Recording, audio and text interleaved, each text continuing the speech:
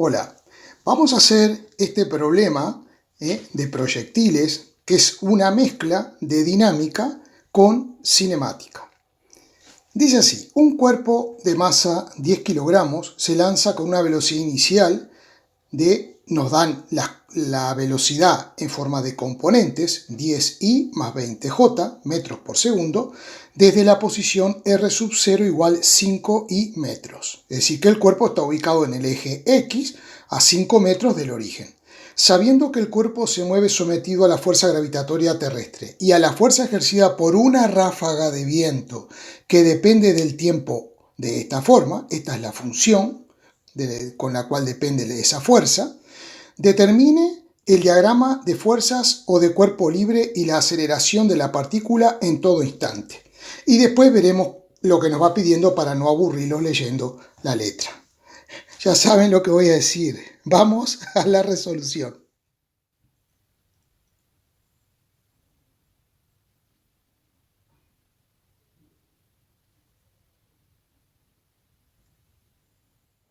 Lo primero que hemos hecho es tomar un par de ejes X, Y, un par de ejes cartesianos en el plano, porque este movimiento es un movimiento que se da en el plano, y hemos representado la situación inicial. Esto es, que cuando el tiempo vale 0, el vector posición inicial r sub 0 está en el eje X y vale 5i metros. Nos damos cuenta que está en el eje X porque este 5 está acompañado del vector unitario o versor y, que es el que identifica nuestro eje X.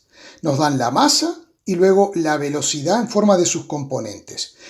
Esta velocidad tiene una componente en X positiva y una componente en Y positiva. Por eso la velocidad adopta aproximadamente esta dirección. Y estas componentes yo las puedo dibujar. Si yo trazara, y si yo hiciera esto, si trazara una perpendicular al eje X y una perpendicular al eje Y, y luego buscara las componentes, me quedaría que esta es la componente en X y esta es la componente en Y de la velocidad. Es decir, que esta componente es la que vale 10 metros por segundo y esta otra es la que vale 20 metros por segundo. Ahora bien, diagrama del cuerpo libre y representación de fuerzas. Aquí está el cuerpo, donde hemos representado el vector posición, la velocidad, pero nos piden específicamente las fuerzas. Por un lado tenemos la fuerza peso, que es una fuerza constante durante todo el movimiento, una fuerza vertical y hacia las y negativas, que es el peso. Vamos a calcular el peso. Es un vector que vale m por el vector aceleración gravitatoria. Entonces, bien, la masa la tenemos, que es 10 kilogramos. La aceleración gravitatoria es 9,81 metros por segundo al cuadrado. Y entonces, ¿qué es lo que pasa? Que este vector apunta según el eje Y, por lo tanto, lo identificamos con el versor J. Pero como además apunta hacia las Y negativas, le vamos a poner un signo de menos. Entonces, si hacemos las operaciones, el peso es un vector que nos dará menos 98,1 J newton, porque kilogramo multiplicado por metro por segundo al cuadrado, eso nos da newton. La fuerza del viento viene dada por esta expresión exponencial, 2 por e a la menos 10 por ti. Quiere decir que la fuerza del viento siempre actúa en dirección paralela al eje Y positivo. Y vean una cosa, cuando el tiempo vale 0, que es el instante en el cual estamos dibujando esta situación, o sea, esto es para t igual 0 segundo, la fuerza sería, si yo sustituyo aquí arriba por 0, 10 por 0 es 0, e a la 0 es 1. Cualquier número a la 0 es 1, por 2 es 2. O sea que esta fuerza, fíjense que es prácticamente insignificante en comparación con el peso. Pero es más, esta fuerza va a ser cada vez menor. Vamos a hacer una grafiquita para tener idea aproximadamente de cómo va siendo esta fuerza. Cuando el tiempo vale 0, dijimos e a la 0 es 1, la fuerza vale 2 newton.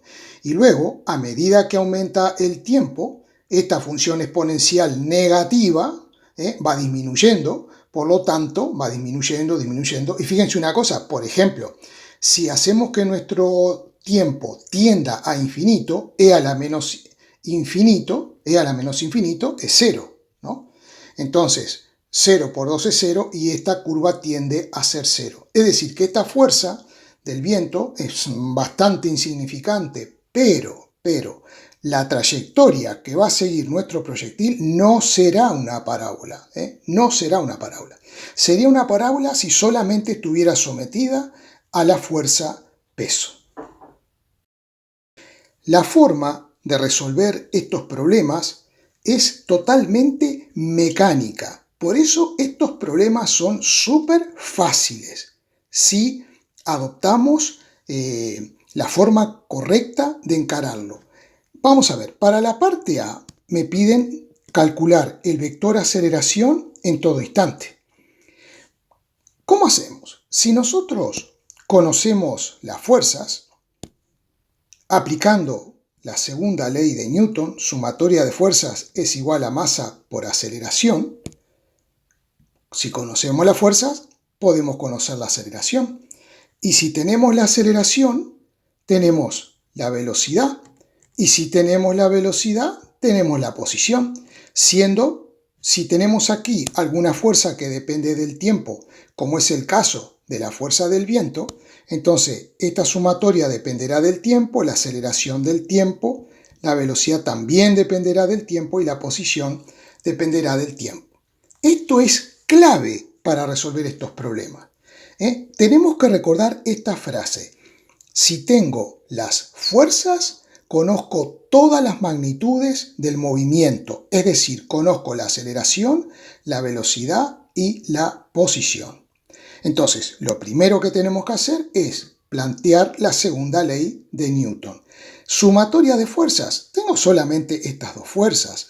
Entonces tenemos la fuerza del viento, que es 2 multiplicado por E a la menos 10 T por I, menos 98,1 J. Esto será igual a la masa, que es 10 kilogramos, multiplicado por el vector aceleración. Ahora bien, si ahora transpongo dividiendo la masa al primer miembro, entonces ¿qué me quedará? Me quedará 0,2 por E a la menos 10 por TI menos 9,81 J. Esto es el vector aceleración en cualquier instante de tiempo. La aceleración es una función del tiempo, depende del tiempo, porque la componente horizontal de la aceleración en el eje X depende también del tiempo. Lo único que tengo que hacer ahora es a esto ponerle un paréntesis, las unidades metro por segundo al cuadrado y la respuesta A está lista. En la parte B nos piden calcular el vector velocidad en todo instante de tiempo y el vector posición en todo instante de tiempo. Entonces, yo decía antes, si tengo la aceleración, puedo obtener inmediatamente el vector velocidad. Vamos a recordar un poquito cosas que repetimos siempre en los problemas. La aceleración, matemáticamente, es la derivada de la velocidad con respecto al tiempo. Por lo tanto, si despejamos diferencial velocidad, es igual a aceleración por diferencial de tiempo. El siguiente paso es integrar a ambos lados del signo de igual. Integral de diferencial velocidad será igual a la integral de la aceleración por diferencial de t. A mí me gusta trabajar con integrales definidas. Entonces, aquí la variable es el tiempo. Entonces el tiempo variará entre 0 y un valor que le voy a llamar t' para distinguirlo de este tiempo, que es un tiempo genérico que puede valer cualquier cosa. ¿Vale? T' también valdrá cualquier cosa, pero cuando hacemos una integral definida, t' es un valor, un determinado valor. Aquí tenemos la velocidad, que variará entre v sub 0, que la tenemos aquí arriba, y una velocidad que le voy a llamar v', que es la que corresponde al tiempo t'. ¿Cuánto nos da esta integral? La integral de diferencial velocidad nos da la velocidad, es decir, eso nos da la velocidad entre v' de t y v sub 0. Y del otro lado, si integramos la aceleración entre 0 y t', tendremos que integrar este resultado que tenemos acá, que es 0,2 por e a la menos 10t y menos 9,81j, todo esto por diferencial t, y esto nos dará la integral de 0,2 por e a la menos 10t y eso nos dará 0,2 por e a la menos 10t dividido menos 10 multiplicado por i, y tendremos que evaluarlo entre t' y 0. Y esta integral nos dará menos 9,81 t j, que tendremos que evaluarlo entre 0 y t'.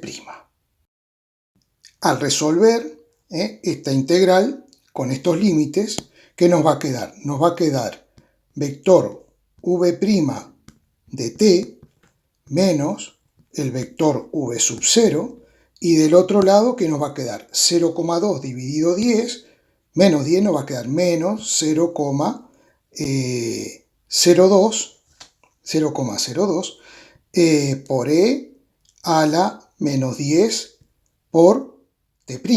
Esto es cuando yo primero sustituyo t por t', y ahora tengo que hacer lo mismo pero sustituyendo por 0. Entonces me quedaría menos, pero menos por menos me va a dar más 0,02 por e a la menos 10 por 0.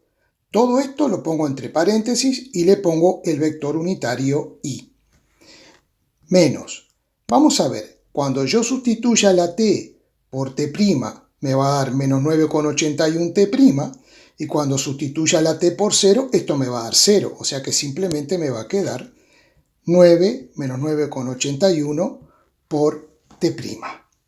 Y ahora hay que tener mucho cuidado cuando estamos con el número e y también cuando trabajamos con las funciones seno y coseno, porque e a la 0 es 1. Entonces 1 por 0,02 me va a dar 0,02. Vamos a poner el resultado ahí arriba. Ahora vamos a despejar v' de t, pero ya no será una v', no será un valor determinado, sino que será una velocidad cualquiera correspondiente a un instante t. Entonces le vamos a llamar v, vector v de t, que es la velocidad en cualquier instante.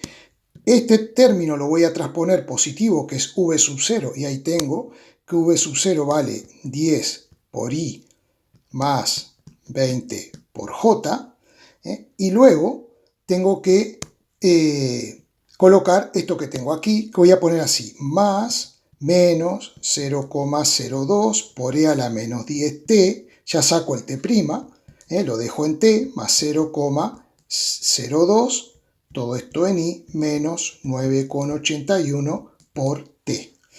Como aquí tenemos términos en i y en j, los podemos reagrupar, entonces me quedará que la velocidad en función del tiempo será igual a 10 menos... esta cuenta se puede hacer. A ver, esta cuentita, 10 más 0,02, eso me va a dar 10,02 menos 0,02 por e a la menos 10t y menos 9,81 t, y le agregamos el más 20, este que tenemos aquí, y todo esto es en j. Ahora, cuidado una cosa, vamos a hacer lo siguiente, hay que tener cuidado con este signo menos que está acá. Lo mejor es poner un signo de más, cuando vamos a poner paréntesis ponemos un signo de más, y luego ponemos menos 9,81t, más 20 y ahora sí j. Y esto será la velocidad en metros por segundo. De estar bien planteada esta velocidad, cuando el tiempo vale 0, la velocidad debería darme estas componentes que tengo aquí. Vamos a ver, por ejemplo, si el tiempo vale 0, e a la 0 es 1, 1 por 0,02 es 0,02. 10,02 menos 0,02, ¿qué me da? 10, perfecto. Y en el eje Y me tendría que dar 20. Menos 9,81 por 0 me da 0. Y entonces, ¿qué me queda? 20j. Es decir, que esta ecuación, esta función de la velocidad, es correcta. Esta función me permite calcular esta componente en x, que sería esto, para cualquier instante de tiempo t, y la correspondiente componente en y para ese mismo instante de tiempo t. Teniendo la velocidad, podemos calcular el vector posición, porque la velocidad es la derivada del vector posición, que será una función del tiempo, con respecto al tiempo. Lo escribimos así. Por lo tanto, si despejamos diferencial de r, nos queda v por diferencial de t. Y por tanto, si integramos a ambos lados del signo de igual, nos quedará lo siguiente. Nos quedará diferencial de r integrado entre r sub 0, vector r sub 0, y un r', que corresponde a cualquier instante t, va a ser igual a la integral de v de t por diferencial t entre un tiempo 0 y un tiempo t'. Este cálculo lo vamos a hacer aparte, porque como tengo que integrar esta expresión que es muy larga, vamos a hacerla aparte. Todo listo para plantear la integral. Aquí hemos planteado la integral y aquí el resultado. La integral de diferencial r me da r, que evaluada entre r sub 0 y r' de t me da esta resta. Luego, la integral de 10,02 y por diferencial de t me queda 10,02 por t y. Y la integral de menos 0,02 por e a la menos 10t me da menos 0,02 por e a la menos 10t dividido menos 10. Por eso, al dividir entre menos 10, menos por menos me da positivo, y 0,02 dividido 10 me da 0,002. Y todo afectado por el vector unitario y, que nunca debemos olvidar. Y esto tenemos que luego operarlo entre 0 y t', hacer la resta, sustituyendo primero por t' y luego por 0. Esta integral, muy sencillita, menos 9,81t por diferencial t, esta integral me da menos 9,81t cuadrado sobre 2, entonces menos 9,81 dividido 2 me da 4,9 por t cuadrado, y luego la integral de 20 por diferencial t me da 20 por t. Todo esto entre 0 y t'. Y ahora vamos a hacer lo siguiente, vamos a despejar, vamos a cambiar de colorcito, vamos a despejar r' de t, y nos queda, transponemos r sub 0 positivo, que eso es 5i, recordemos que esa información la teníamos, 5i, más, y vamos a ver lo que sucede. Si primero sustituimos aquí por t', entonces nos quedará un paréntesis 10,02 por t' más 0,002 por e a la menos 10 por t', ¿no? Menos, paréntesis. Cuando sustituimos t por 0, este término desaparece. Y este término, que me quedaría, e a la menos 10 por 0, e a la 0 es 1, 1 por 0,002, me da eso que tengo ahí, 0,002. Sigamos. Y del otro lado, ¿qué me queda? Sencillito, cuando sustituya por t', me queda t', pero cuando sustituya por 0, ambos términos me darán 0. Por lo tanto, esto me queda menos 4,9 por t' al cuadrado, aquí es t' también, más 20 por t', y todo esto en j. Estas cosas son muy extensas y hay que tener cuidado no equivocarse. Aquí me faltó la i, por ejemplo. Es que, claro, es muy extenso y hay que tener muchísimo cuidado. Ahora vamos a hacer operaciones y reagrupar términos en i y en j. Observando la ecuación, simplemente 5 menos 0,02 me da 4,998, esto se queda como está, esto también. Simplemente aquí voy a sacar el t', que se me coló, porque yo ahora ya he generalizado. Ya he quitado todos los prima y he dejado un r como función del tiempo. Bueno, vemos lo que nos queda. ¿Qué nos falta? Nos falta ponerle la unidad, que en el Sistema Internacional de Unidades es el metro. Y comprobar si esto está bien. ¿Pero cómo podemos comprobar si esto está bien? Bueno, sabemos que cuando el tiempo vale 0, la posición era 5i. Entonces vamos a ver cómo es esto. Si aquí el tiempo vale 0, esto se me va y aquí e a la 0 es 1. Entonces 4,998 más 0,002 me da 5i, efectivamente. ¿Y aquí qué pasa? Si sustituyo por 0, estos dos términos desaparecen, o sea que la ecuación, esta función está correcta. Entonces ya tenemos las tres funciones, la aceleración, la velocidad y el vector posición. Pregunta C. Ecuaciones paramétricas de la trayectoria. Cuando tenemos el vector posición así expresado, tenemos que darnos cuenta que esta es la componente en x del vector posición y esta es la componente en y de ese vector posición. Vamos a hacer un ejemplo. Supongamos que el objeto se encuentra en este puntito, de manera que nuestro vector posición, que lo voy a dibujar aquí, sería este. Este sería nuestro r de t en ese preciso instante. Y tendrá dos componentes. Tendrá una componente en el eje x y tendrá una componente en el eje y que voy a dibujar así. Son las proyecciones de ese vector según cada eje. Entonces, a esta proyección le puedo llamar x y a esta proyección, por ejemplo, le puedo llamar y. De manera que todo esto que está aquí viene a ser la medida de x y esto que está aquí viene a ser la medida de y. Entonces, cuando me piden las ecuaciones paramétricas, lo único que tengo que hacer es poner que x es igual a 4,998 más 10,02t más 0,02 por e a la menos 10t y que la y es igual a menos 4,9 t al cuadrado más 20t. Estas son las ecuaciones paramétricas de la trayectoria. Vamos a recuadrarlas aquí, muy importante. ¿Por qué se llaman ecuaciones paramétricas de la trayectoria?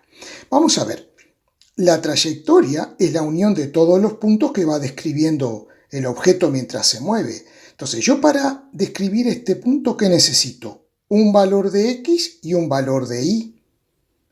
Y para tener el valor de x y el valor de y correspondiente a este punto, tendría que considerar un instante de tiempo, que es cuando el objeto se encuentra en ese punto, sustituir el tiempo por ese valor y tenemos la y. Sustituimos el tiempo por ese valor y tenemos la x. Por eso son ecuaciones paramétricas. ¿De qué parámetro dependen? Del parámetro tiempo. Del parámetro tiempo. En este caso no es fácil, pero si nosotros lográramos dejar la y como función de x, dándole valores a la x, podemos obtener los valores de y y construir nuestra trayectoria. Pero en este caso, como solo nos piden las ecuaciones paramétricas, la dejamos así planteado. Vamos a la pregunta D. En la pregunta D nos dicen, ¿cuál es la posición del cuerpo un segundo después de ser lanzado? Muy sencillo, yo ni lo voy a hacer, porque simplemente es ponerle al valor tiempo el valor un segundo, o sea, poner 1 aquí, poner 1 y hacer las operaciones. Y aquí también poner 1 y 1 y hacer la operación a ver cuánto nos da. Ahora, también nos pregunta a qué altura estará al cabo de ese instante. Entonces, si este es el vector posición como indicamos nosotros, la altura de este punto, ¿cuál es? Es la y. La altura es la y la tengo aquí. O sea que si yo quisiera saber la altura y cuando el tiempo vale 1 segundo, simplemente es lo que me da esa cuenta, o sea, menos 4,9 por 1 segundo al cuadrado, más 20 por 1 segundo. Hacemos la cuentita y ya tenemos cuánto nos da la I. El resultado, 15,1 metros. Pero la pregunta que nos hacen después es más interesante todavía. ¿El cuerpo estará subiendo o bajando? Cuando nosotros tenemos el valor de la altura, como lo tuvimos ahí, sabemos dónde está el punto, ¿no? A qué altura está el punto. Pero, ¿qué puede suceder? Puede suceder que ese objeto esté subiendo. Ahí he dibujado la velocidad, si está subiendo, o puede ser que el cuerpo esté bajando. Y ahí he dibujado la velocidad si el cuerpo estuviera bajando. Ahora bien, esa velocidad, cada una de esas velocidades, tiene dos componentes. Por ejemplo, esta velocidad tendrá una componente en el eje X y tendrá una componente en el eje Y. Mientras que esta otra tendrá también la misma componente en X, ¿no? Esta sería la componente en X y tendría una componente en Y, pero hay una diferencia. Esta componente en Y es positiva y esta componente en Y es negativa. Así que lo que tendríamos que averiguar es que en el instante en que el cuerpo está a la altura que hemos calculado, que es 1 segundo, al cabo de 1 segundo, saber si la componente en Y de la velocidad es positiva o es negativa, y eso nos va a permitir saber si el cuerpo está subiendo o si está bajando. Entonces, para eso, ¿qué es lo que tenemos que hacer? Aquí tenemos la función de la velocidad. Esto que viene a ser, esto es la velocidad en X, y esto es la velocidad en Y. Es decir, que en esta función que me indica la velocidad en Y, tengo que sustituir el tiempo por 1 segundo y saber si está subiendo o bajando. Evidentemente, si yo pongo 1 aquí, esta operación me da positiva, me da mayor que 0, lo que indica que el cuerpo está subiendo. Pero al profesor tenemos que indicárselo eso. Entonces, le vamos a escribir así. La velocidad en Y, que viene dada por menos 9,81 por el tiempo que vale 1 segundo, más 20, todo esto es mayor que 0, entonces le ponemos que el cuerpo en ese instante está subiendo. Bueno, hasta aquí es el problema, hasta aquí es el problema, pero yo voy a agregar un par de preguntas muy interesantes que se suelen preguntar también en los exámenes, así que no se las pierdan, ahora vienen. La primera pregunta que yo me voy a formular es la siguiente. Pregunta 1 que voy a hacer. Yo quiero calcular la altura máxima. Pregunta muy interesante. Altura máxima. Entonces, nosotros tenemos el vector posición que viene definido por su componente en X y su componente en Y. Es decir, que la altura viene dada por esta función. Entonces la voy a escribir. La función altura, que es una función del tiempo, es menos 4,9 por t al cuadrado más 20 por t. Entonces, ¿cómo hacemos nosotros para saber cuánto vale la altura máxima? Bueno, para hallar el máximo de una función, lo que tenemos que hacer es derivarlo, o sea, tenemos que hallar la derivada primera e igualarla a 0, y calcular en qué instante esta función es máxima, y esta función es la altura. Entonces, hacemos primero la derivada primera. Eso nos daría menos 9,8t más 20. Ahora igualamos la derivada primera a 0. Entonces, ¿qué nos queda? Nos queda que t es menos 20 dividido menos 9,8 y eso nos dará 2 segundos. Entonces, en este instante alcanza la altura máxima. Vengo a la función altura y calculo la I cuando el tiempo vale 2 segundos y me dará la altura máxima del proyectil. Menos 4,9 por 2 al cuadrado, que es 4, más 20 por 2, y eso nos dará 20,4 metros. Ahora, hay también otra forma de calcular la altura máxima. Pensemos lo siguiente. El objeto va subiendo y luego bajará, ¿verdad? Cuando se encuentre en este punto, donde la I tendrá su máximo valor, esto será I máxima, quiere decir que el cuerpo en ese momento, si ha alcanzado su altura máxima, ni sube ni baja. En ese momento solamente se está trasladando horizontalmente. Por tanto, la única velocidad que tiene el objeto en este momento es la velocidad en X. Por tanto, la componente en Y de la velocidad en el punto más alto será 0. Entonces, nosotros podemos calcular en qué instante la componente en Y de la velocidad es 0 y luego sustituir ese instante en la ecuación de la altura y podemos saber la altura máxima. Es otra forma de hacerlo. Vamos a hacerlo. La velocidad en Y será 0, que será igual a menos 9,81t más 20. Entonces, si de aquí despejamos el tiempo, nos da 20 dividido, menos 20 sobre menos 9,81, y eso nos está dando 2 segundos. Y evidentemente, como ya lo hicimos antes, si sustituimos este tiempo aquí, nos va a dar la altura máxima que habíamos calculado antes. La última pregunta que voy a hacer es ¿cuál será el alcance máximo? Es decir, la pelotita sale con una X de 5 metros, y queremos saber cuál es el alcance máximo. Entonces, para eso, lo que nosotros podemos hacer es lo siguiente. Cuando la pelotita llegue al suelo, ¿cuánto valdrá la altura I? La altura I será 0.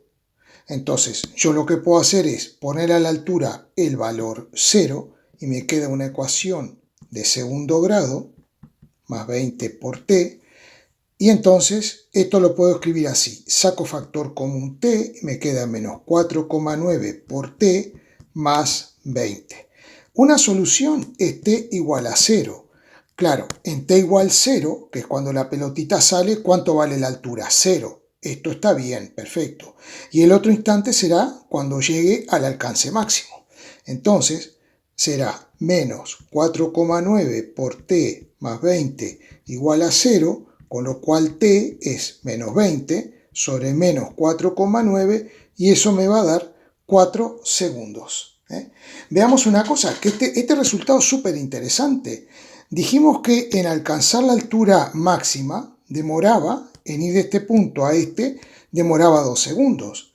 Entonces, de aquí a aquí, abajo, también demora 2 segundos. ¿Por qué? Porque se cumple el principio de independencia de los movimientos.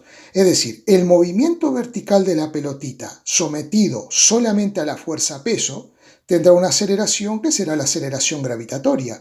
Por lo tanto, el tiempo que demora en subir es igual al tiempo que demora en bajar, por más que haya una fuerza horizontal como lo es la fuerza del viento.